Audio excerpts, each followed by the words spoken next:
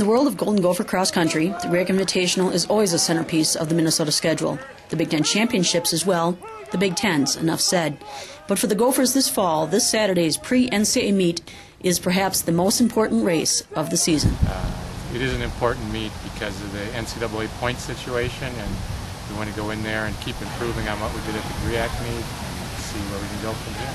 Well, you know, it's an evolving situation all the time. It's kind of a cat and mouse game with these points from the pre-national and the other events along the year, and it's kind of developed into a little bit more of a situation where some teams are going to other meets to kind of diffuse the talent a little bit. So, you know, this is probably not quite the pre-national field that we've seen in some other years, but having said that, I don't want to put a jinx on us because it'll be tough enough. There's a few teams ahead of us that we'd like to beat in the national rankings and that are tough in their own regions, and so, you know, that's the goal. We'll get a little bit more into that and figure it out a little bit better over the next 48 hours and kind of get a look so that by Friday night we can give the guys a pretty good rundown of, you know, as a coaching staff, what Chris and I feel is going to be necessary to help us out on Saturday. The Gophers come into the meet ranked 25th in the nation. With All-American Hassan Mead out for the season, the Gophers have been led by the trio of Ben Blankenship, Mike Torchia, and Peter Gagnon, Minnesota's first, second, and third runners at the GRIAC Invitational. Yeah, you know, the GRIAC is always a competitive event and has a lot of good teams. We'll see some of the same teams we saw at the GRIAC at this meet, but then there's an addition of quite a few more.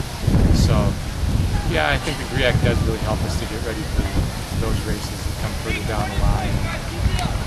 We're looking for a good performance on Saturday. Always in cross country, you don't go out and run that many times, and so when you do go out to the course and have an opportunity to, you know, take that next step, you certainly want to do it. I think Ben and Peter and Torch are all in a good frame of mind coming into this meet. So, you know, there's always things that can befall you in a cross-country race, and there's no saying that all three will have a good day, but they all look like they're ready to have a good day and make a step forward in the career. I think, you know, probably from about 5 to 9 or 10, it might depend on the day who comes out ahead. So from that standpoint, we do have a little bit more depth this year than what we've had in the past couple. Cross-country fans will be able to follow the Gophers at the Pre-NCAA Meet by tuning into a live video stream on flowtrack.org. For Gopher Sports Spotlight, Becky Boehm reporting.